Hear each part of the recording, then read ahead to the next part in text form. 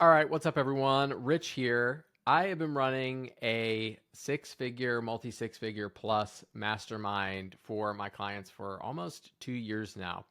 And one of the problems that I had with running this group was every week we would get together, hop on Zoom, work through their challenges, their blockages, work on strategy, help them close deals, stuff like that. And at the end of the week, I would have anywhere from 4 to 8 hours of what I felt like was really like high quality, amazing content. And I never really had anything to do with it. Obviously, all of my clients who are in the group have access to it, but I wanted a way to be able to share the insights that were emerging from this work and do it in a way where people can take advantage of it totally for free. So that's what this video is about. This is my first experiment at doing this. Basically, what this video includes is I went back through the entire month and pulled out the 38 most potent, insightful, exciting, interesting lessons that my six-figure clients learned over the last month. And I'm going to give it to you totally for free. So if you don't know who I am, my name is Rich Webster. I've been running profitable solo businesses for over a decade now. I ran a design agency for almost all of that period, which did $500,000 a year. I managed to figure out how to run it in 10 or 15 hours a week, which was pretty cool. Now what I do is mentor entrepreneurs. I write, I design, and I hang out and enjoy my life and share what I'm learning with all of you. So without further ado, we're going to get into it. The way I've sorted this is I've split it into 9 categories. So you can kind of pick your adventure if you want to, but I highly, highly recommend you stick around for the whole thing. 9 categories are leads, sales, marketing, clients, pricing, content, systems, big picture, which is some like global strategy stuff, and then mindset, which I left the best for last, obviously. All right, so let's get into it. There is a lot to cover here, 38 lessons. Get yourself a coffee, sit down, and enjoy. All right, so first we're going to talk about leads, okay? So bringing in new clients.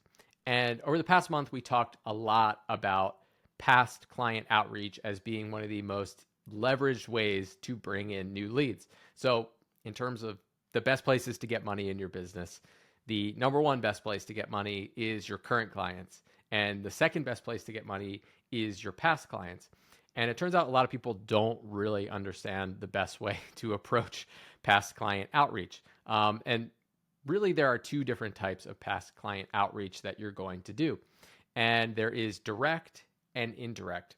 And what I mean by that is direct clients are going to be ones that you reach out to them, they've worked with you in the past, and they bring you on for another project, or they pay you directly. Indirect outreach is going to be someone who is giving you a referral, right? So they're going to connect you to someone who pays you. And the big mistake that people make is they know they need to send emails to past clients so that they can bring in new business, but they have the same approach for everyone. And more often than not, the biggest global issue that I see is people make it really hard to help you, right? They make it really, really difficult for the people that they're emailing to help them. So for direct leads, I'm going to give you some ideas here.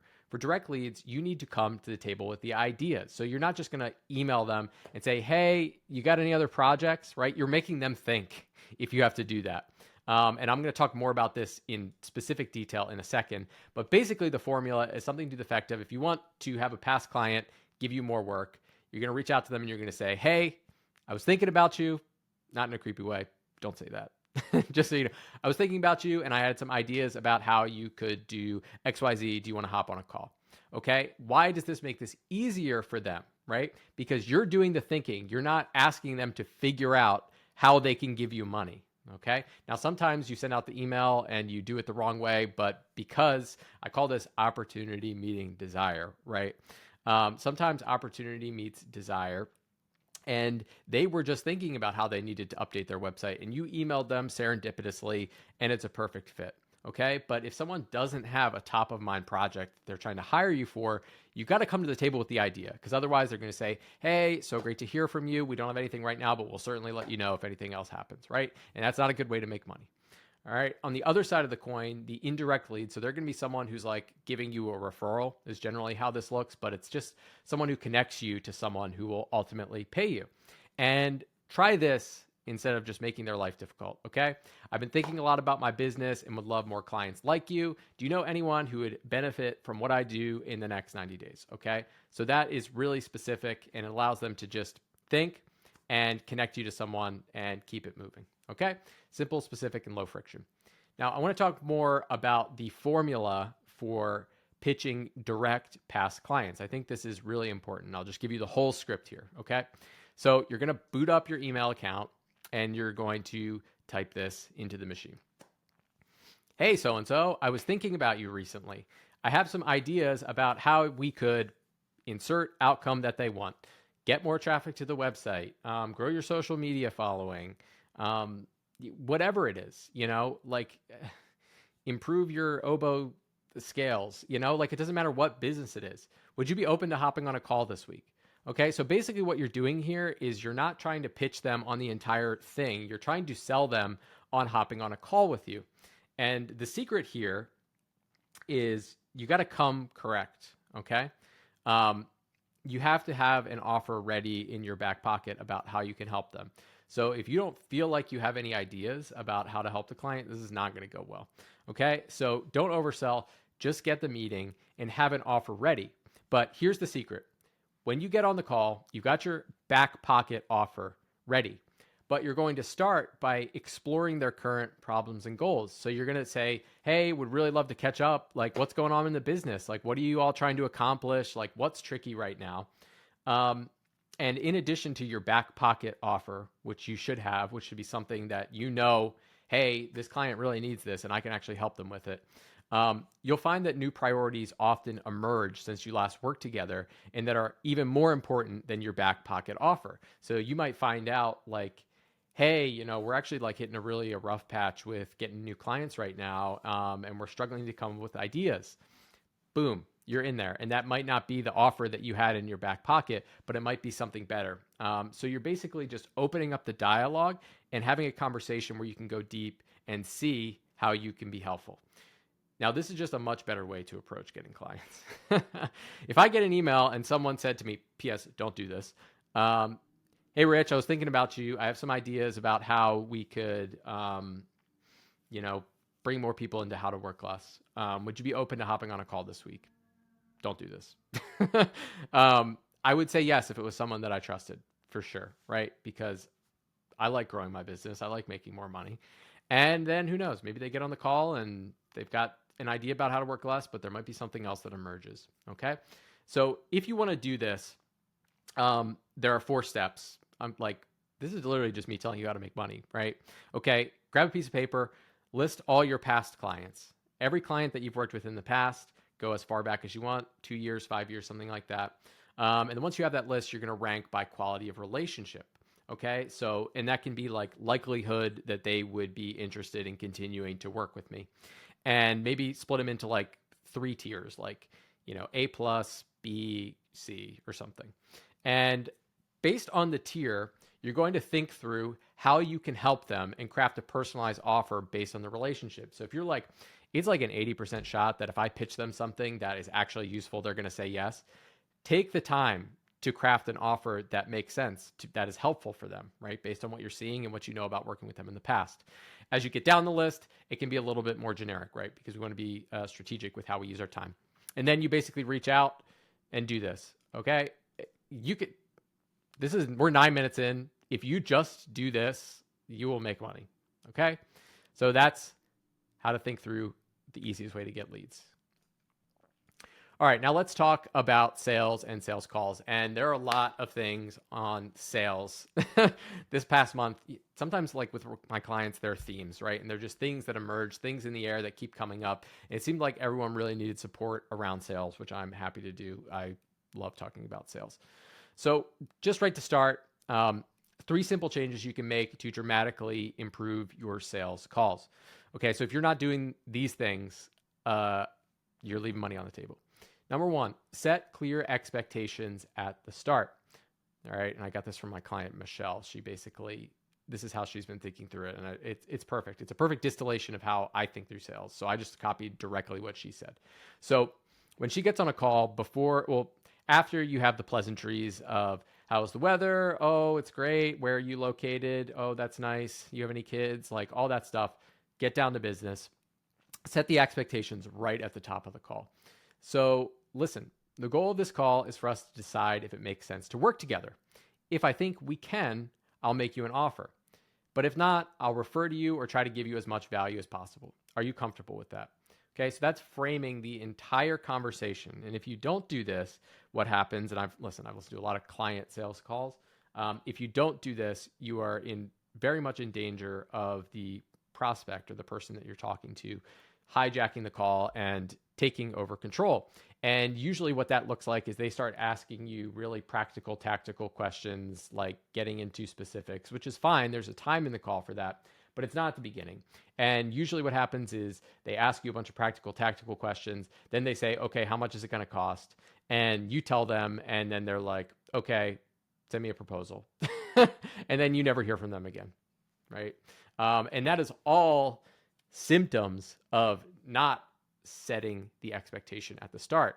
Because if you don't go through the process of the sales call, you're not going to get yeses as often as you would, because you're not helping people see how your work fits into their larger goals and the problems that they're trying to solve. Okay. Number two, this is really important. After you go through the first half of the call, which I kind of call discovery, basically that is surfacing the big goals that the client's trying to accomplish and the big problems that they're currently struggling with.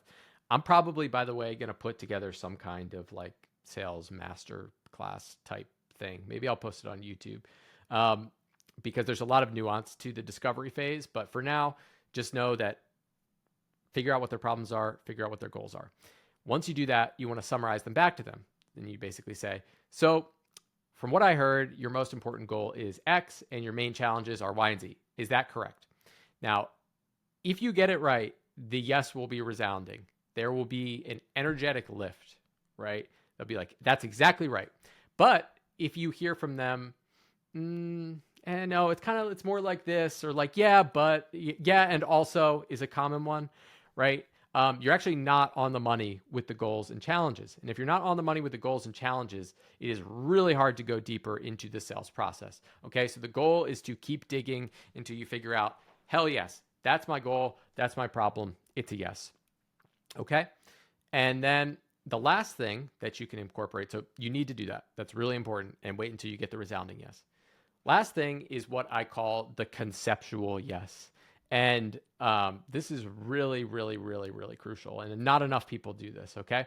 So what I call the conceptual yes is asking if a client is ready to move forward before you talk price, all right? And the conceptual yes is more important than the financial yes, okay? So conceptual yes is, I agree to the idea of us working together. So based on everything we've talked through so far, no money yet. Do you like this? Does this sound good? Does the plan sound good? Do we like where we're headed? Do you trust me? Does this feel good? Right? If you can't get a yes from them without a price tag associated with it, I promise you, once you add a price tag, you're not going to get a yes. Okay? So the conceptual yes is even more important than the financial yes. So we need to make sure they're on board with the idea of working with you. So the way you would say that is based on what we discussed. Are you ready to move forward? Okay? Because if they're not on board without knowing the price, I promise you it's not gonna work when they do know the price. All right. And speaking of price, it's never the price. I have listened to, at this point, hundreds of sales calls probably. And I can tell you and experienced even more, it's never price. Okay. So often I listen to a sales call and someone says, hey, Rich, like one of my clients, they're like, hey, Rich, I got on this call. They seemed like they were a perfect fit. Things were really going well. And then I got to the price and they just kind of got weird. And, it must have been that I was too expensive. Okay. And I can tell you that like 8 to 9 times out of 10, price is not the issue. Okay. And when you get to the end of the sales call, because price is going to come up like 80, 90% of the way through the call. When you get to price at the end of the call, it's already been decided. It's already been spoken for. It's not the number. And this is the real hack. Okay. Everything that happened or didn't happen before you said the number is why they are saying yes or no to you. Everyone just looks at that last instant where they said the number and they say no, and they think, oh, it must be the numbers problem. It must be the prices problem that they said no to me. But what you need to realize is that that previous 80% is where everything happens. It's where the entire call happens. So anytime someone says, hey, Rich, yeah, I just think they like couldn't afford me, or like the price, I said the price and they just wigged out. I never start at the price. I go back to the beginning of the call. And what I realize is you start to see things like, oh, we didn't go deep enough in figuring out like, what are the real problems here? What are the real goals? Okay. I wasn't able to like get a resounding conceptual yes at that process. Okay. Or as I walked them through the process, they didn't seem like they were sold, or maybe there wasn't trust there. And by the time the price comes out, it's already been decided for the most part. Okay. Next one. This is a power phrase. This is a power question on sales calls. And a lot of people feel weird about asking this, but it's actually a really important question to ask. And you can majorly level up if you're comfortable to ask it. And the question is, do you trust me? Have you ever considered asking on a sales call if the person you're talking to trusts you, or if they feel good about the relationship? I would be happy to tell the person I'm talking to whether I trusted them or not. And you need to do the same thing, because I really believe that like at the deepest level, the whole point of a sales conversation is to establish trust, right? That's like the spiritual principle of sales is trust. The whole point is like figuring out, do I trust this person? Are they going to do what they say they're going to do? Is this a fit? Can I rely on them? Am I making a good decision? It all comes down to trust, right? Because if the offer sounds good, but you don't trust the person, people are still not going to move forward. Okay, so if the trust isn't there, nothing else matters. Number 6, you do not have to close clients. If you can master this mindset, oh my gosh, it makes it so much easier. If you can really feel in your bones, like I do not need any one client, you will make more money. Okay. When you approach sales calls with genuine detachment from the outcome, your clients feel it. Okay. Because it goes back to trust. If they can feel that this person isn't just on the call because they need my money and they just want my cash. Okay. And you literally can be like, I can take it or leave it. Like clients feel that. And paradoxically, it makes them more likely to want to work with you. On the other side of the coin, maybe you've experienced this. Maybe you've been on the receiving end or the giving end of this. Clients can sense desperation. You ever get on a call with someone and they're like sweating? Or maybe you're sweating because you're like, oh, I need the money so bad. Like I need to close this client. Clients can smell that from a mile away. One of the quotes I love from one of my friends, Phil, is people are both stupider and smarter than you think. Okay. And I think we're all pretty clear on people being stupid, right? People make pretty bad decisions on a regular basis. It doesn't take long on social media or the news to figure that one out. But I'm also more interested in the idea that stupid people are smarter than we think as well. Okay. And I'm not saying our clients are stupid or anything like that, but the human body is tuned to deception, and the human body is tuned to incongruity. Okay, so if the body language, the sound of the voice is inconsistent with the words that you're saying, people feel that. And they sense that and they perceive it as deception or desperation. And yeah, if you're like acting all weird because you are like, I need to close this client, clients are going to feel that. Okay, so this is hard to do. Easier said than done, right? It's always easy when you have money. I mean, when you have money in the bank and you get on a sales call and you really feel like, oh, I don't need this, I could take it or leave it, you find that you make more money.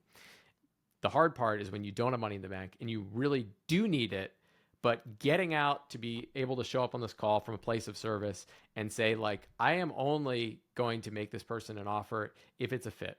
And the goal of the call is to get them to say yes or to get them to say no. And yes or no is a win, and the only loss is maybe. Okay? So ironically, When you show up on calls thinking, I don't have to close this, shocker, you make more money. Speaking of saying money, this is a tricky one. All right. When you say your price, look the client in the eye through the virtual screen and then shut your mouth. You've probably heard this advice before, but I've watched a lot of sales calls and people still do it. Okay. They say the price and then they like look away or they fidget. They like start writing on their iPad or like they apologize. They're like, oh, it's expensive, or they justify it, or they say the price and then they just start talking right after that. Okay. You need to say the price clearly and then wait. It actually takes people about 8 seconds, if I remember correctly, to process a big decision. So if you say the price, there's silence, you get uncomfortable, and you start blabbing at 4 seconds, you're actually robbing your client of the ability to think through something. Okay. So if someone's making a decision and they're deciding, it's going to take them some time to process what they're hearing.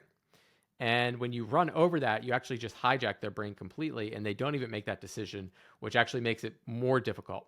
Okay, so say your price, channel stillness, shut up. The silence is uncomfortable, but it's necessary. All right, the next thing I want to talk about is what I call the two-headed dragon. And the two-headed dragon is a two-person sales call.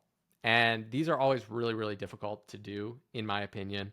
The reason being is now it's not a one-to-one relationship or conversation, it's a triangle, okay? And the two people that are the other sides of the triangle feel like they can't speak openly to each other with you in the room, okay? So this is why a lot of times what happens when you get on a two-person sales call, it's very difficult to close them on the call, because even if they're both a yes internally, they're concerned that maybe the other person, the partner, so this could be a business partner, this could be a like lower level person, like a marketing director and a CEO. If they're on the call, that could be a two-headed dragon call, or spouses, partners, right?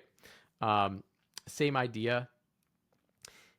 They kind of want to be able to confer privately. So one of the ways that I found to be able to get around this is you need to address this up front. With all of these things, like sales is just about honesty, basically. But you need to speak to this up front. So, hey, can we have an open conversation here? I know you two are probably going to want to confer. That's totally reasonable. If you prefer to privately discuss after, I totally understand. But I just find that the more we get things out in the open, the more I can help you to come to a decision. So you can see that sometimes like they'll be willing to have their internal conversation in front of you, and that makes the likelihood of you being able to help them decide much, much better. But sometimes they're going to need to go private. One person may be a little hesitant and the other person, gets off the call and then they talk and then it blows everything up. Or they might be both yeses and they need to just confirm that and make sure like, oh, one person wasn't like, oh, this sounds good, but they really didn't mean it. Okay, so that's the two-headed dragon. Number 9, the better you get at sales, the less it feels like sales. This is the ultimate paradox and the coolest thing about mastering sales. So usually when you start out, you're not going to know what you're doing. Myself included, I went through many years of just in real life, like most of my sales experience was in person, in front of people, messing up sales conversations brutally because I didn't know anything about how to do it. I would kind of just show up and wing it. And fortunately, I got by on personality. People liked me despite the fact that I didn't know what I was doing. But a lot of times I totally blew it because I didn't know how to do it. So phase 1 is basically like you have no idea what you're doing.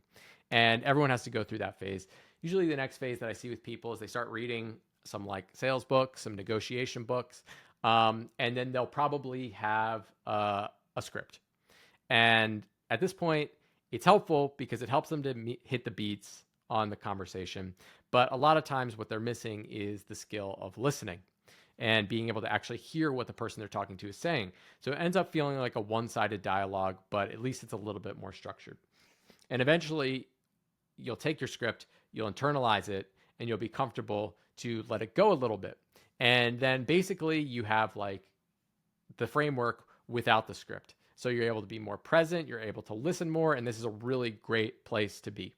But the final end stage of sales is where you feel like you just have a conversation.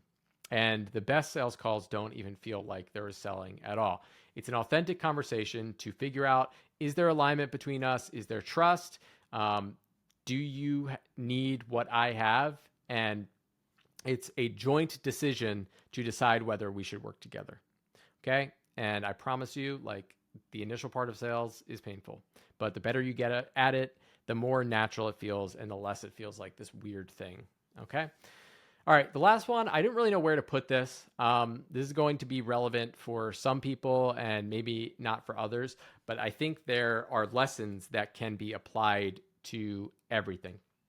And I call this the two games. And this is something that comes up a lot with my clients when they are working with clients that are within a large organization. Okay. So when we're starting to talk about clients that have an org chart, and basically what happens when you get on a call is with a big organization is there's actually two games going on. And there's almost like two sales calls happening at the same time. Okay, so there's the company's game, which is the goals and the problems of the company. So that's going to be like the metrics we want to improve, the profits, the outcomes that we want to see.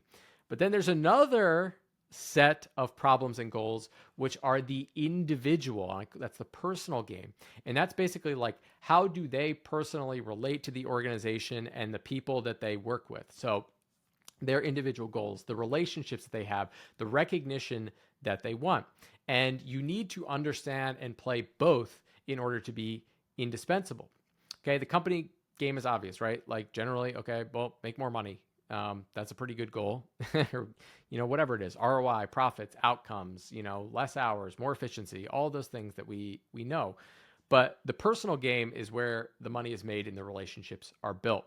So you need to go deep on a sales conversation and understand both the company problems and goals and the individual's problems and goals, because you're selling the individual as much as the company in this conversation. So you got to understand what they personally care about.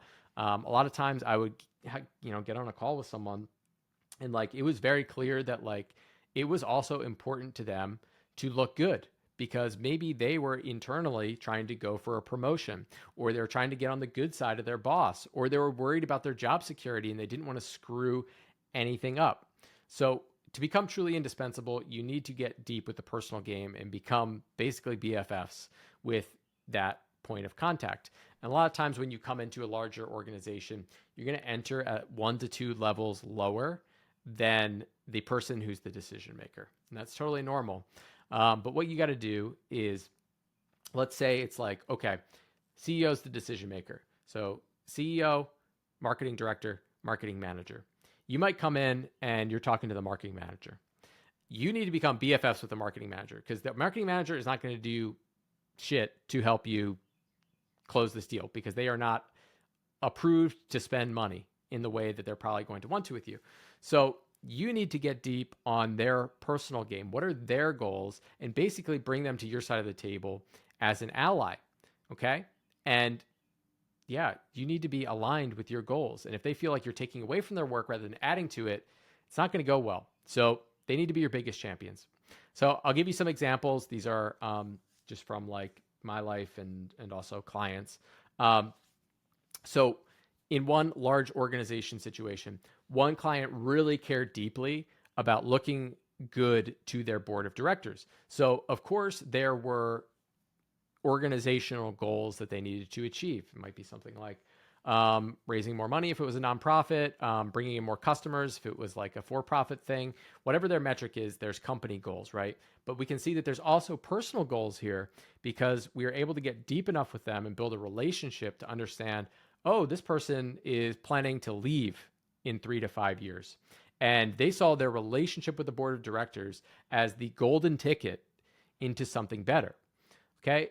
Knowing this and being able to build the trust there for them to share this information with you allows you to approach things differently, because then we're like, okay, well, we have a big board meeting coming up, and how can we look as good as possible to the board? And hey, by the way, Like, who are some of the most important board members? What do they care about? What are their pet projects? What do they care about? This is just like how the game is played, people. Okay. If you're missing out on this and you're only thinking about what you do and you're not thinking about your client's life, I promise you, you're not doing it right. Okay. I'll give you another example. It's from one of my clients. Marketing manager who wanted to be promoted. Okay. So they were like at lower level, they wanted to go up. What you can do is give them advice on what to take credit for. So sometimes you might be like, hey, you know, I did this thing, but like you can take credit for it. And just making their job easier. Okay. And the result is you will never be cut from the budget. Okay. Because you're valuable to both her as a person trying to climb the ladder, not just the company. So sometimes we can like let our ego move to the side and say, hey, you can take credit for this. Like, no worries. Don't worry about it. Or like, hey, is there any work that like I can take off of your plate to make your life easier? All this stuff matters. Okay. So if you can internalize these two games, it's mind blowing. And this isn't just like in the examples that I gave. This is everywhere. Okay. So you need to understand the personal game and the organization's game. Alrighty. Let's talk about marketing, shall we? So how to write sales copy. Good sales copy does one thing. It makes the person reading it think, whoever wrote this is in my head. They are articulating better than I could exactly what's happening in my brain, exactly what I'm feeling. Okay. And as a result, I feel a tremendous amount of trust towards them. This is the most powerful marketing that you can do. But the thing is, and this is where people screw this up, they think that they are psychic. And you can just write this level of copy by just like BSing it, just sitting down and being like, I know people, I'm basically a psychologist. Like, I know people want to make more money and, you know, like work less hours and stuff like that. Okay. But that's not deep enough. That is not deep enough. The only way that you can do this is through deep expertise and conversations with real people. And I got to tell you, if your sales copy isn't good, it's because you're not having enough conversations. I'll give you a perfect example, and I guess I can plug myself while we're talking. So if this is all resonating with you or this is interesting and you're thinking that you might want to work with me, there is a video in the link. Okay. It says like work with me or something. And I have heard consistently from people who go on to become my clients that video was like speaking directly to them. Like I was taking the words out of their brain, describing their challenges perfectly. And I want to tell you the reason for that. The reason that I was able to do that was it took me over a year to be able to articulate those lessons. Okay. And the way I was able to articulate it was I worked deeply with my clients for over a year, 2 times a week, going super deep, understanding their challenges, their businesses, helping them get results, all that good stuff. And I resisted the urge to create a marketing asset like this because I knew the articulation wouldn't be deep enough. So for the first year, I basically just had a Google Doc and I was literally like, I'm still building this thing. This is my best guess about what's going on. But if you're not ready yet, come see me in a year and I'll have a better video for you. Okay, so this video that you watched, what I did was I sat down with like 10 of my ideal clients, right? And I basically did like an hour-long interview with them. And I asked them everything about what was it like when you were joining, what made you join, like what are the outcomes that you've seen, like what are the transformations that you've achieved, you know, like what were you feeling when we got on our first call, all these things. I went super deep with them. And here's the hack. From those conversations, I took their exact words, okay? The exact words that they said to me. And that's what made it into the video, okay? And here's the secret. ChatGPT can't do this. You got to have real conversations with people. It's part of like becoming really good. If you make up your messaging and your copy and your articulation based on just what you think people want versus conversations with real people and like doing the work, you will find that it does not resonate as much. Okay. So it took me a year to get to the articulation. So if you want to check that out, maybe work with me. Video's down there. Hopefully it resonates with you. If it doesn't, you're probably not a good fit. All right, next thing, needs and wants. This is a really big one. And I've thought a lot about this. Okay. So, and this kind of connects with the last point now that I think about it. When you are positioning your business and you're talking about your business and you're talking about your offer and your marketing, you need to balance what clients need with what they want. Okay. And the hack here is people buy what they want and then discover what they need. So for my clients, right, there are a lot of things that they need and they have no idea that they need it. It's why they work with me. Okay. But most people's like best conception of what us working together would look like is like, oh, well, I'd like to make a little bit more money. I'd like to make more money and like work less hours and kind of grow my business.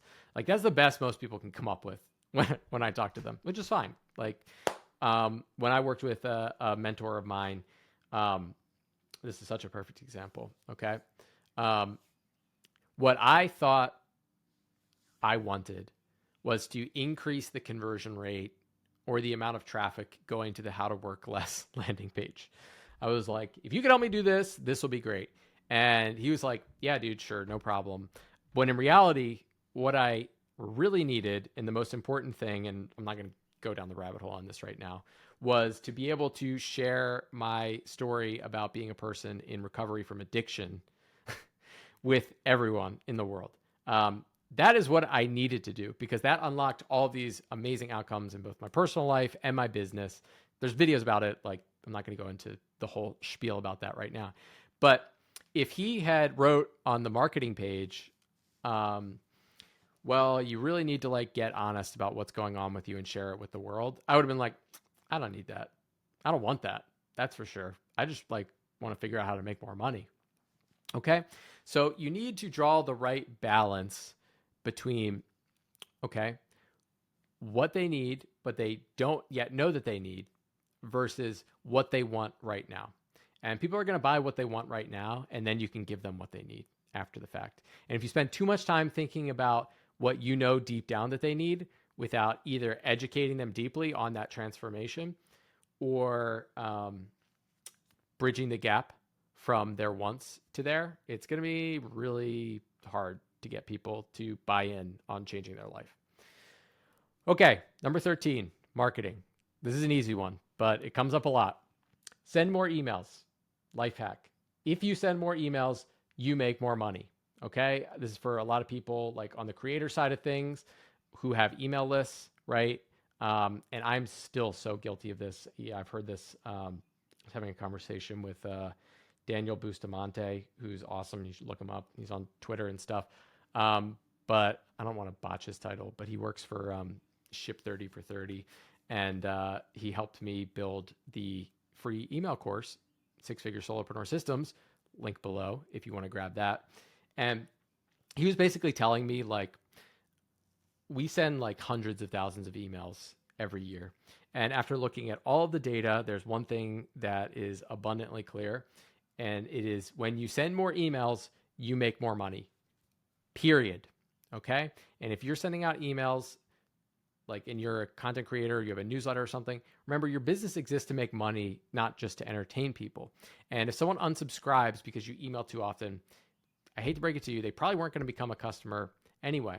So send more emails, whether that means sending more to your list if you have a list, okay, promoting your products, or doing more outreach, okay? Email is the money machine. That's the hack. Okay, so this kind of connects to what we were talking about before about how to like share a good message. And I call this idea of radical empathy. And basically what that means is really being able to get in your client's shoes and understand what makes them tick. Okay. So the more that you can understand what makes people tick, the better that you can help them. So like an agency owner might care about like, okay, I want to make more money. I want to produce quality. I hate having to micromanage. I want to be able to do like high level independent thinking. And you see how this connects to the sales copy, right? And how to write good content. And then you also see how it connects to the needs and the wants. Okay, people buy what they want and then discover what they need. So I think one of the skills that's missing from a lot of marketers online is not really getting in touch with the level of like deep empathy that you need in order to truly understand people. Okay. And a lot of times marketers will use like the crutch of manipulation as a stand in for empathy and truly understanding people and what motivates them. So they'll just use the like manipulative tactics that you see online a lot. But the more you can master this and you can truly understand people and care about them, it makes it a lot easier to communicate to them. All right. A little aside here. One of the things I was talking about this week is, I generally encourage my clients to charge higher prices and to go up market and all that stuff. That's probably not shocking to you at this point, but I've spent a lot of time observing high-end marketing. So luxury brand, high-end services. And for these types of businesses, less is actually more. Okay. Like Louis Vuitton doesn't need to record you a 60-minute VSL on why their handbags are worth it. They just show it, right? So the higher end your brand, the more you need to exercise restraint and simplicity, and every word needs to count. Okay, so less words, less buzzwords, more understated. Okay, as prices go up, you don't need to provide more stuff to communicate people. You actually need to have more restraint and be more focused on the message that you communicate.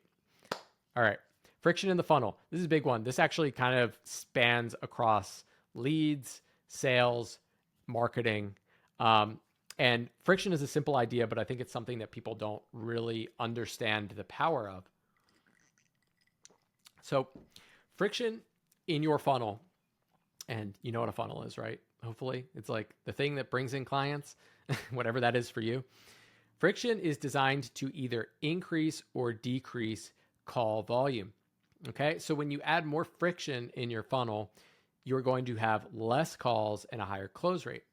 And when you have less friction, things are smoother, you'll have more booked calls and a lower close rate.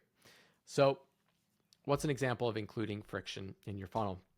Let's say you have like, you post something on social media and someone enters like a mini chat thing. They're like, comment the word like systems to learn about how I can help you build systems. They go to that page and there's a link to book a call with you. Okay. And if you include a 21 question survey vetting them that they have to fill out before they can get on a call with you, that is adding friction. And as a result, you're going to filter out a lot of people, which is going to lead to less calls overall and a higher close rate, because the only people that are going to make their way through this are going to be much more committed. They're probably already sold. They spent 21 questions filling out your questionnaire, right?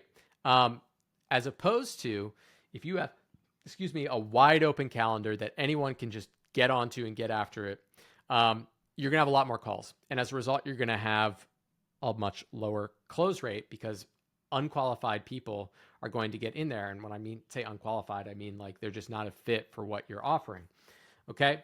So the ultimate friction, if you're trying to add more friction, and by the way, the reason why you would want more friction, less calls and a higher close rate, is to free up your time. Okay. The reason why you would want less barriers is so you can make more money. Okay. Because you will make more money with more calls, but the downside is you will pay for it with your time. So your closing percentage will go down, but the amount of money that you make will go up. The cost is you might have an entire calendar full of sales calls. So you need to ask yourself, like, how much time do I or my team want to commit to having conversations? Okay. And the ultimate friction is showing the price. So if you slap a big dollar sign on the page, which I've done times where I show the price and sometimes where I don't show the price. If you show the price, more often than not, if someone books a call with you, they are booking a call as a formality and they're going to say yes. Because if they've seen the price, more or less, they've made up a decision in their mind that like, I could get on board with the idea of spending this much money to do this. Okay. When I was running my agency, and there's a lot more like info about this elsewhere online, I was optimizing for as few calls as possible. So I had like the friction cranked up to like level 1,000. Because when I was running my agency, the minimum rate was $60,000, and I only needed 1 to 2 perfect clients a year because all my other clients were on retainer and were renewing for long periods of time. So as a result, I was like, I don't want to waste my time like, on 100 sales calls this year when I need 1 to 2 clients. So let me just turn up the friction. And when the right people find their way in, we'll be able to work. So for me, that was like the minimum rate, like I told you about, $60K. Mostly referrals only also is a great way to improve your friction. If you say, hey, right now our books are closed, we are only accepting referrals, crank that friction up. Okay. But if you're trying to make more money, you're trying to get better at sales, you're trying to talk to more people to understand how to hone your message and communicate better, then I highly recommend less friction. So as your business becomes more mature and your time becomes more valuable, it's going to make more sense to add more friction. All right. Let's talk about clients. These are just 2 short ones, nothing too crazy.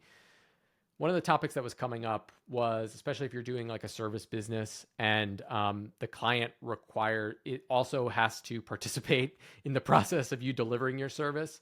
A lot of times what people see is that clients delay projects because it's just not important to them. They're busy. They think they want to do it. They get lazy. They can't like herd cats in order to get the team to weigh in on stuff. All kinds of stuff happen. Now, client delays are a reality. We can really only control what we do. So if we know that clients are going to delay things, they're not going to move as fast as we want them to, how can we structure our business so that we don't get hurt as a result of this? And the first level is just simply making it so you don't get punished for your clients being inefficient. And the simple solution is just like, if they delay their project, the end date or the due date or the launch date gets pushed back equally. Okay. So that's like base level. If you don't have that in your contracts, you got to add that. Okay. Because otherwise, like, your client's inefficiency becomes your problem because you're committed to the same launch date that you started with. All right. But I recommend that you think about structuring this in a way so that when your client delays things, there are actually negative consequences. Okay. So if they delay, there's more money for you. An example would be, as opposed to doing a fixed rate thing, doing a monthly retainer. And, the longer it takes them to draw out the project, you're still getting paid on a regular basis to reserve your time to be available for when they need you. Okay. Because your time is valuable as well. Also, setting clear expectations up front. In How to Work Less, I talk a ton about this. The link's below if you want to check it out. Building out communication systems and setting clear expectations up front with what consequences might look like if a client delays a project. So say, hey, listen, like, your launch date is not going to be met if you miss this. Are you okay with that? Sign off on it, etc. Okay. The contracts that I had for my agency, they had this in the contract: timeline commitments with specific language around client caused delays. All right. Next one. Now, this is something that I feel really strongly about, and this is like a through line that I am realizing has been the case across all of my businesses that I've run. And basically, my intention when I work with clients is I want to work with them for years. I am not really interested in just like doing some one-off BS for a month or two. Like, I want to have long-term relationships. I want to work deeply with people. And that's great for a variety of reasons. I believe you can help clients more the longer you work with them. But when you're starting your relationship, if this is something that you want to try, you really need to be explicit about your intentions up front. So every time I got on a conversation with a client when I was running my agency, I would let them know, listen, like, I'm in this for the long haul. Like, I want to help you grow for years, not just 1 or 2 projects. And you'd be surprised to learn that, like, people really don't say that. And it immediately sets you apart and shows you're invested in their long-term success. And shocker, it's better to work with one client for a long period of time than have to go find 10 new clients over that same period of time in shorter increments. Okay. So if that resonates with you, I recommend bring it into your sales process, bring it into your marketing, bring it into your offers, and, work over long time frames if you like that. If you don't do it. You're going to have a bad time. All right, let's talk pricing. One of my favorite topics. Looks like we have 3 pricing insights. So number 19 is being fully booked is bad. I'm going to quote myself here because this is so important. Most people think that if they are fully booked, that's a good thing.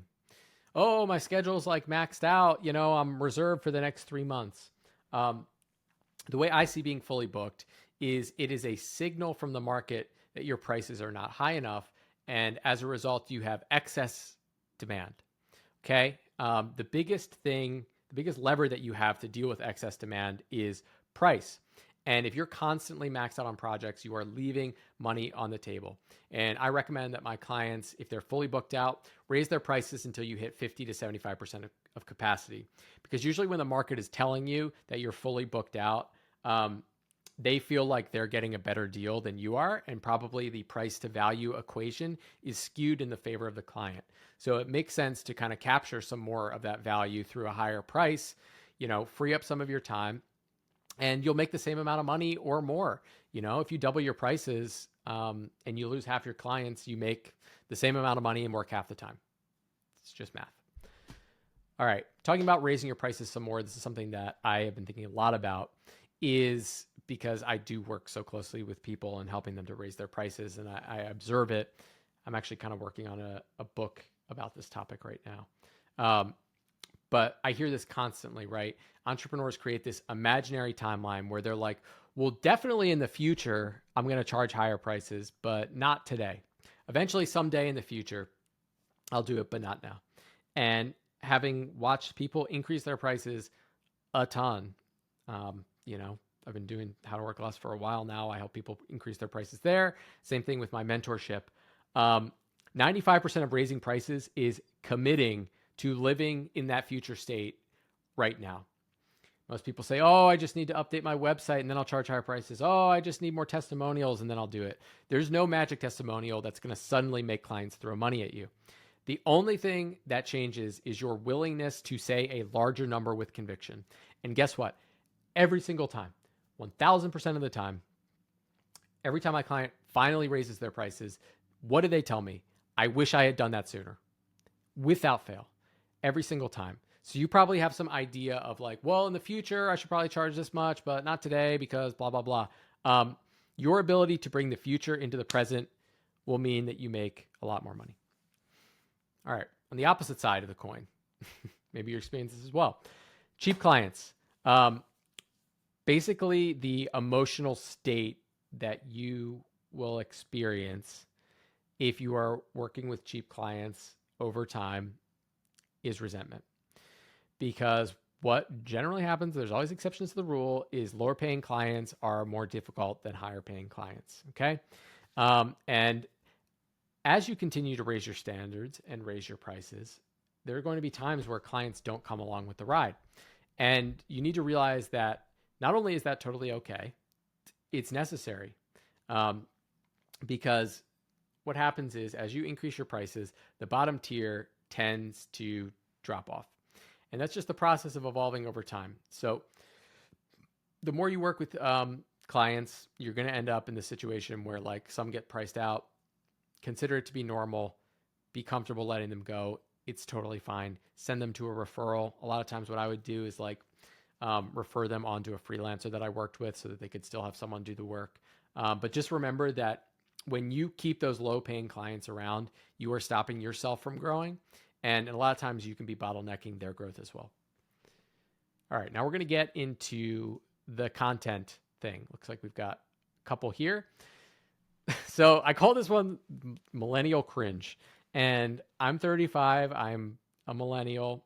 At some point in the last 5 years or so, I woke up and realized I wasn't cool anymore. At one point, I was cool.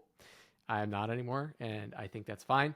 But one of the things that I've seen that's like a telltale like millennial move, if you're doing video, is when you introduce your topic. Okay, so the millennial thing to do is to be like, today I want to talk to you about how to grow your business. And in start video, right? Basically, delete that completely anytime you record content. Straight to the point, okay? And lead with your most controversial or counterintuitive point and tell the viewers exactly what they're going to get. So today I'm going to talk to you about how you can grow your business through TikTok versus start with tip 1 or 3 tips for growing on TikTok in 60 seconds, right? Give them a hook.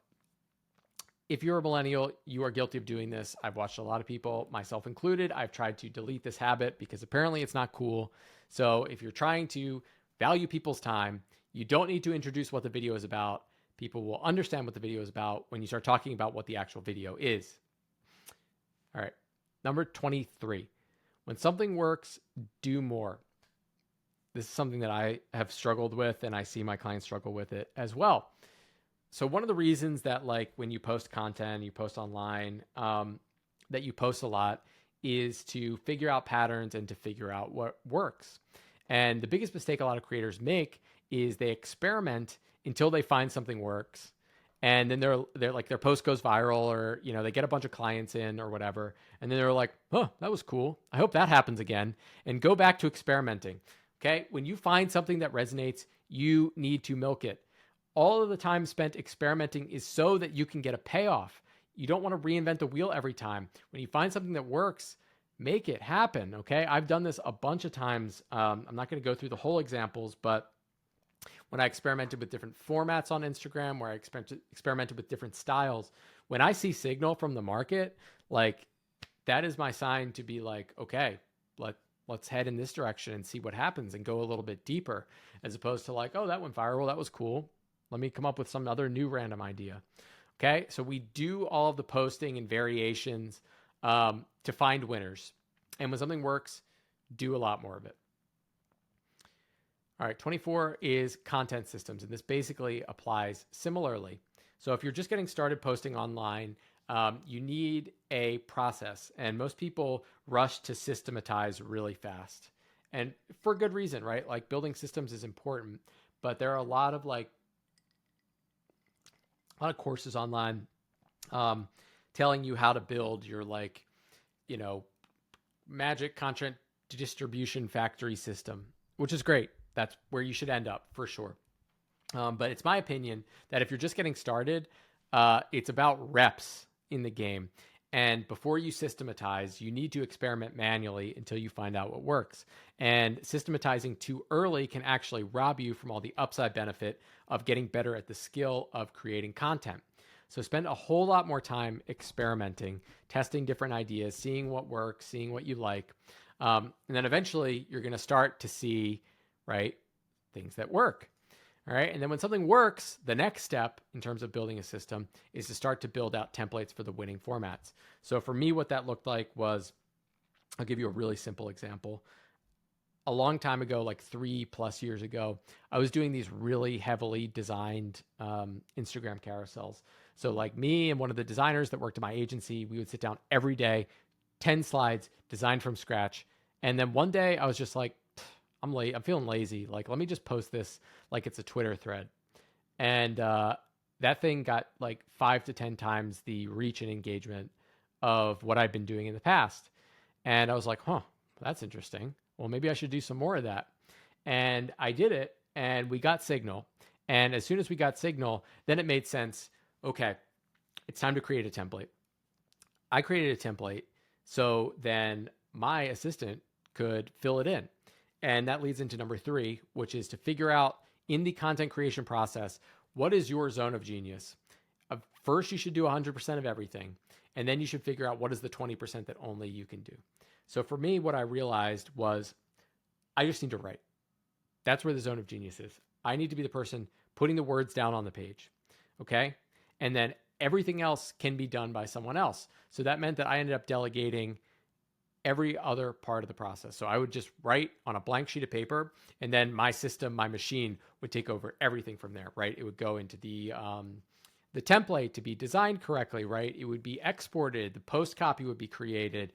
The teasers, the story shares, the being posted and scheduled on the timeline, going on the content calendar, being redistributed to other platforms.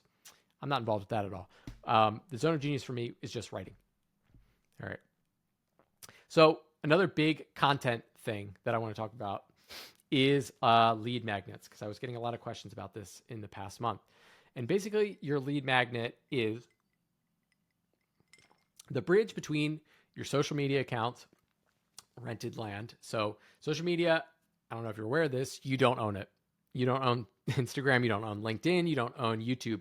And even though people follow you on those platforms, you can't really do anything with them. Mark Zuckerberg is basically going to decide whether people see your posts or not, even if they follow you. And as these like For You pages get even more algorithmically turned, it's less likely that the people that follow you are going to see your stuff. So you need to draw a bridge between your social media and your email list, which is owned land. So the best lead magnets, and you probably heard this before, this isn't rocket science, are so valuable that people would pay for them, but you give them away for free. So basically the concept is, in exchange for someone's email list, you want to create something that you would normally sell and give it away for free. Okay. But they must align with your actual business if you're trying to make money. So often I see this, and listen, I made this mistake too. I see people giving out a lead magnet that is a desirable lead magnet. Okay. So it's like my favorite 100 books or something. Okay. But their business has nothing to do with that. They're like, I don't know, they run a marketing agency, or they run like a music coaching business or something. And the lead magnet has nothing to do with the thing that sells. So they've got a great lead magnet. They get a bunch of emails, and then the people want stuff about books. And then you're over there trying to sell them marketing. Okay. So it needs to align with what you sell. And as you're growing your social media, what I recommend, and this is just a really good rule. I didn't invent this. I heard Jay Klaus talk about this a ton. He's a smart dude. You should check him out. You need 2 platforms online. Okay. As you're growing, people really want to have a million platforms. You need one discovery platform. There's balloons for some reason. You need one discovery platform and one relationship platform. Okay. So your social media will be your discovery, and then maybe your email list is your relationship platform, or your podcast or something like that. And the one caveat that I will say is there is one platform that can kind of be both, and that's YouTube. Problem is, to compete on YouTube at a high level where it is both discovery and relationship platform, it takes a lot of work. I think YouTube is probably one of the most powerful and valuable platforms, but it's like another job. So you got to keep that in mind. Alrighty. 26, AI and volume. So across the board, what I always talk about whenever I'm talking about like one-person businesses or solopreneur businesses is your bottleneck will always be your time. And as a result, time equals volume.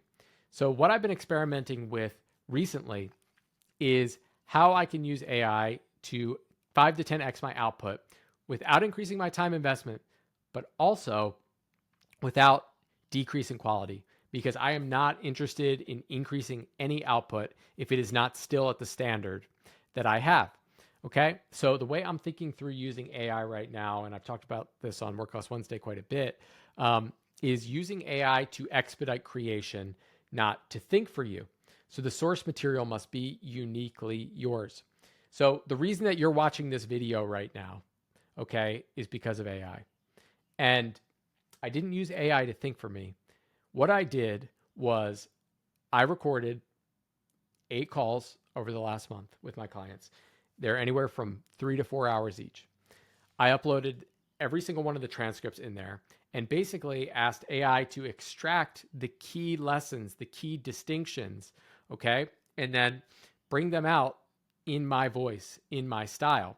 And then from there, I use my brain, my editorial thinking to sort through, this is good, this is bad, keep this, delete this is important, this isn't. So if I didn't have AI, ChatGPT or Claude or whatever, I could have done this the exact same way. Okay. I could have basically just watched the replays of all the videos, and that would have been the same thing, right? My time is the bottleneck. So I would have lived the calls live, and then I would have watched them again. Okay. And that's fine, but that's how I see AI being used. It's not something that should think for you. I think if you do that, you're going to have a really bad time. You need to have high quality source material that allows AI to do what it does best.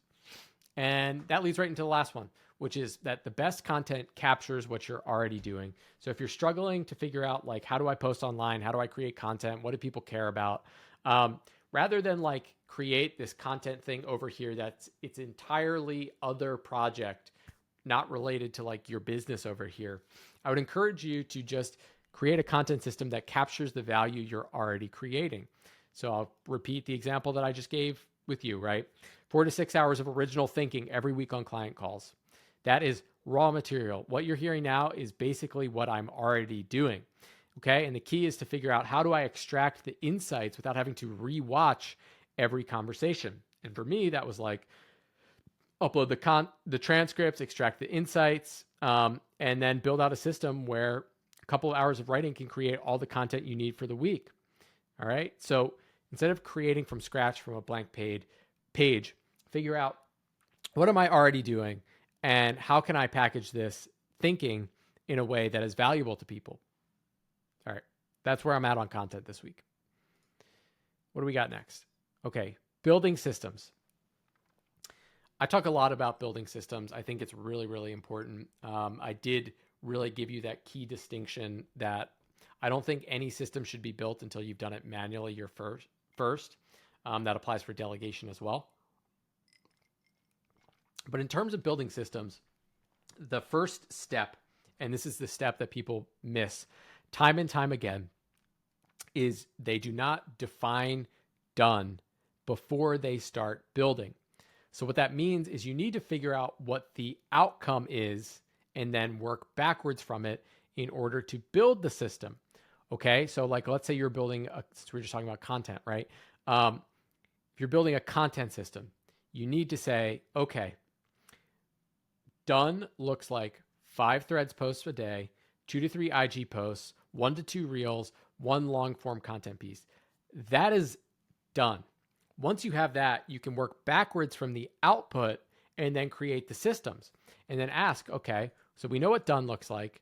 What should I do? What should I delegate? What can I automate to like AI or automation software like Zapier? What can I hand over to someone else? What can I delete completely? What's the 20% that only I can do? How can I make templates? How can I delegate? Okay, that is how systems are built. If you want to learn more about this, by the way, I have a free course. It's called 6-Figure Solopreneur Systems. There's probably a link below. You can basically see some examples of the systems that I've built and how I think through building systems. But if you're trying to build a system and you don't know why it's not working, it's because you're actually not clear on what the output of the system is, which is done. So that's an example of that. All right, let's get into some big picture and some mindset stuff, and we will rock on from here. I worked with a lot of solopreneurs at this point, hundreds, probably 400 to 500 at this point, like in varying levels of depth. And I'm starting to see patterns emerge, like the more I work with people. And I kind of see like revenue and profit brackets, which will kind of help you to decide what you need to be doing and what you need to be focusing on. Okay. So if you're making less than 100 grand a year, you need to focus on mastery. You need to focus on mastering your craft. Okay. You do not need like insane systems, insane delegation. You need to focus on being as good at your job as possible. Okay. And figuring out how to make money. That's step one. Now, once you start to get between 100K to 250K in profit, okay, you need to start thinking about choosing your path. I have a whole video on this, basically for solo businesses. If you're trying to get to $500,000 a year or beyond, at a certain point, you need to pick a path, and you either need to have an expert business or a marketing business. There's a video that you can watch. If you just go to my channel, it's called like 5 shifts from 100K to 500K a year as a solopreneur. You need to pick a path. Okay. I didn't write this correctly, but this should say 250K to 500K is then, okay, once you pick your path, and and you're like, I'm all in on fulfillment, which basically means scaling with price, or I'm all in on marketing, which means I'm scaling with content, then you start building the systems to support what path that you've taken.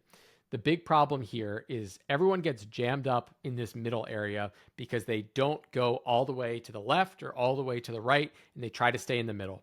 And the middle looks like doing high quality fulfillment where you are deeply involved in the work with the clients while also trying to market and create content at a high level. Okay. And as a result, usually your prices are not high enough. And it's basically impossible to build systems and delegate when you are at that middle level. Okay. So you have to pick a path. Once you do that, eventually you'll hit $500,000 a year. And there are kind of two paths from there.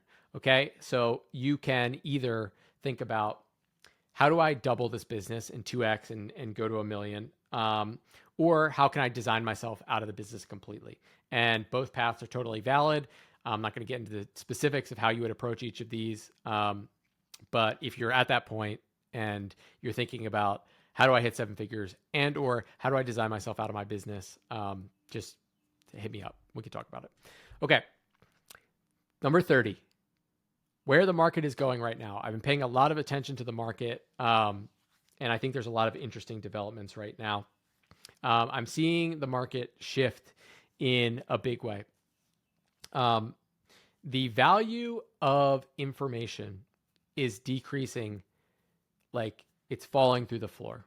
Okay, so selling just like information is, people are not perceiving it as valuable right now. So all the generic courses that before people would create, and they're not from deep expertise, right? They're basically, if you are selling a course that ChatGPT could spit out all of the answers, you're not going to have a great time. Okay. So people are perceiving information as lower value.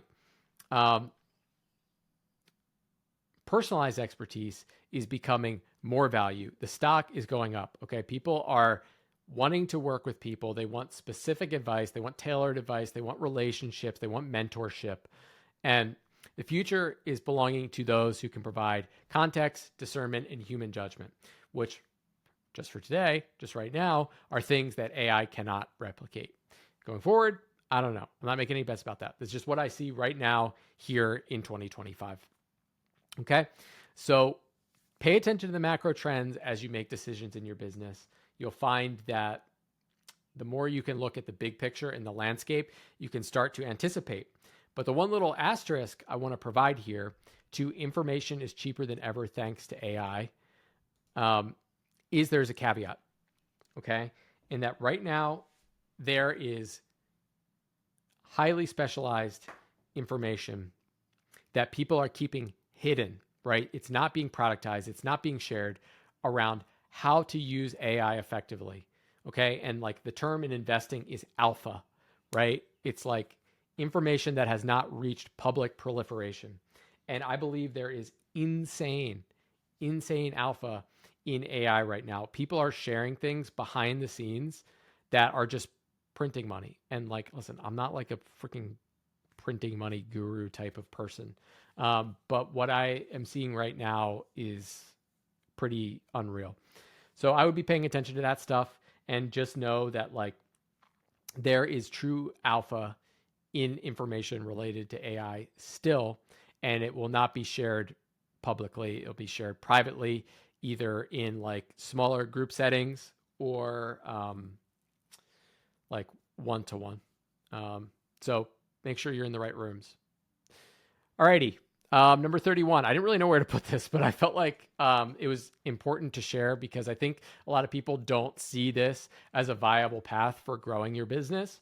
But I've worked with enough entrepreneurs at this point to know that there is a very viable path where subtraction is the best way to grow your business.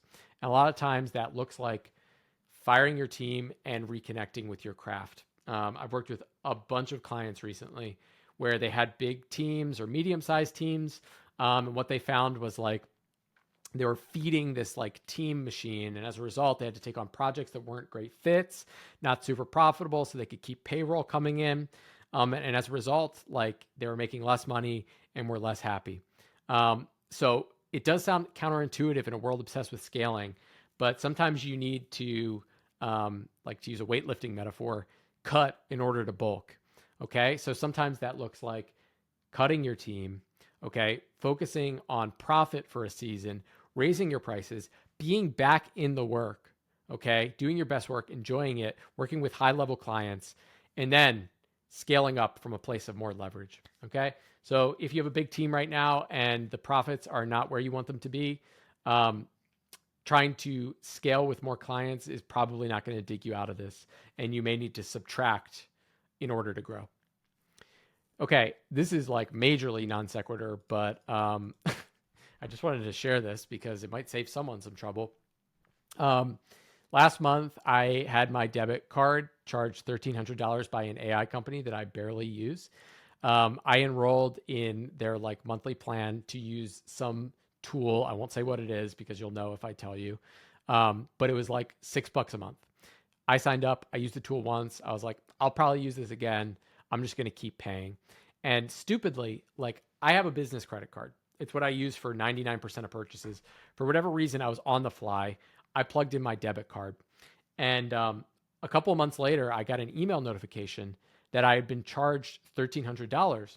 And it turned out that someone hacked into my account, upgraded to the highest tier, and used all of the credits in under 2 hours. And I shudder to think how much more money this person could have spent if I hadn't caught it early. Okay. So, life lesson. Okay. Don't put debit cards where credit cards should go. Okay. Because if you have a credit card there, not only, it's not just your problem, right? It's the credit card company's problem too. And it's a lot easier to dispute. Now, I'll say I ended up getting my money back. The company was cool, but they could have easily been like, not our problem, dude. Like, take it up with your bank. So, something to think about. All right. And the last one, we're going to close with mindset. Looks like I have 1, 2, 3, 4, 5, 6 more mindset shifts, and then we'll rock on. One of the things I've noticed working with clients is the biggest part of growth that is painful is not knowing what to do. Okay. So most people think like, oh, not knowing what to do, ignorance is the most painful thing. Okay. But what I've seen is, with my clients and observing people grow, it's much harder when you know what to do or you know what you should do and you're not doing it. Okay. That middle space where you're aware but not taking action is where the real discomfort lives. Okay. And one of the things I've noticed is like sometimes people need to know what to do. They need information, they need tactics, they need strategy. And I'm happy to give people that, right? I understand those types of things. But where the rubber meets the road is when you have the strategy and you know what to do and you still haven't done it. Okay. That's where things are tricky. And I'm actually going to go out of order and talk about the next two, and then we'll go back to this one because I think it really relates to this. So, that book, The Obstacle is the Way? It's by Ryan Holiday. I've never read it, but that's the hack. Okay. This came up in the context of like client outreach with my clients this month. Like most people just need to send more emails and talk to more people if they want to make more money. And everyone knows that, but we don't do it. And that resistance that we feel, that obstacle is the path forward. So when you're sitting down and you're asking yourself, what am I avoiding right now? What is the one thing that I know I should do, but I'm not doing? And then ask yourself why. Okay, that is the path forward. So if you're stuck in your head, ask yourself, what am I avoiding right now and why am I avoiding it? One of the tools that I have found really helpful with my clients that you can definitely experiment with, I use it myself, is called morning pages. It's basically 3 pages of stream of consciousness writing, blank page. Dumping your mind can be really transformative for uncovering these blocks. And it's just a question always worth thinking through, because when you have this thing that you know you should do, but you're not doing, it really drags on you. It drags on your energy. It drags on your psyche. And your business basically becomes a reflection of your internal state. So if your business is not performing, it might make sense to look at what are you doing internally where you feel blocked? What are you avoiding there? Okay, with that out of the way, this is something I need to talk more in depth about, but I just made a note here. Many entrepreneurs run their business on a very dirty fuel. And that fuel is called fear. Okay? Fear of running out of money, fear of being broke, of destitution, of not providing for your family, of not being a success, of not being loved, of not being admired. All of this fear is really, really powerful for getting us to do shit. Okay? It works really well. Okay? When you, like, it's like when there's a deadline and you have that fire under your butt, all of a sudden you can move. And fear is a powerful fuel. It works, which is why it's so hard to let go of. But the other side of using fear as a fuel is there is a great cost. It's like putting coal into your like electric car or something. That's funny.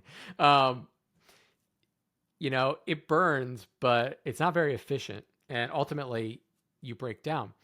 So eventually you need to drop this fear as fuel. This is something that I've had to work through as well. And realize that using fear as a motivation comes at a cost, right? If you spend all day in fight or flight, you're basically asking your body to behave like there's a freaking T-Rex chasing you all day long. And you end up thinking very narrowly about how to solve problems. You don't think expansively in big picture. You end up being usually exhausted at the end of the day because you've burned yourself out. You end up working too much and not effectively. And the creativity is just not where it needs to be. Okay. So one of the things I work with a lot of my clients is shifting that fear fuel to something that is a bit cleaner and more sustainable in the long term. But you got to do the inner work. Okay. Last two, number 37 and 38. They're connected. So shiny objects. Shiny objects come up a lot. If you don't know what a shiny object is, it's basically this idea that doing something new or different is going to be easier and provide more results than just continuing to go deeper into what you're already doing. And one of the thought experiments that I ask my clients as they're thinking through a shiny object. So like my favorite example of the ultimate shiny object, right, is like, maybe I should start a podcast. Ironically, as I'm talking on a podcast. Most people don't need a freaking podcast, okay? And it's a lot of work, and you're like, they'll be like, the thought process is something like this. I need more clients. Maybe I should start a podcast. And to get clients from a podcast, generally speaking, you need to do your podcast for a long time. So eventually people come to know you, trust you, you build an audience, and then eventually someday down the line, people want to work with you. Okay. So the question that I always ask my clients to discern if something is a shiny object or they're just not focused on what matters is this question. If I had 50 more clients in my current business, would I still be exploring this new opportunity? So just imagine that like your business doubled. Would you still be trying to start a podcast? Probably not. So what you need to ask yourself is, all right, what do I need to do in order to double my business? And it's probably do more of what's working, not new things. Okay. So if the answer is no to that question, you're probably trying to solve a revenue problem, not pursuing a strategic evolution. Same thing. And then I'll leave you with this. And I want you to think about this as you kind of go on your way along with these other 38 lessons that hopefully you can apply, is hand grenades. We use this term a lot. The most dangerous moment is when things are going well in your business, but things are not quite as fast as you would like. And that is where hand grenades appears. And it's very similar to a shiny object. And it's basically the idea that like things are going well, they're going smooth, maybe not as fast as I would like, but they're pretty good. And it's like, let me just pull the pin and blow up what's working to chase something new. Okay. And the path is always to double down on what's working. So if I can encourage you to do one thing, is rather than think about the new thing that you should be doing, ask yourself, how can I improve what I already have? Okay. How can I solve those problems? And yeah, that's it, folks. Okay. So that's basically what my clients learned over the last month. I hope you got a ton out of it. Please let me know below if you're applying any of these lessons, what resonated with you, what you want to hear more of. The reason I record these videos is so you can kind of get a chance to get to know me better. And if you enjoy this and you feel like maybe there's a connection here, I would encourage you to check out working with me. There's a link below. You can press the button. If you're doing over 6 figures, click the thing that says work with me. And if you're trying to grow your business and scale it without working more hours, then check out some of the other resources like How to Work Less, which is also below. That's it. I look forward to seeing some of you. And yeah, take care.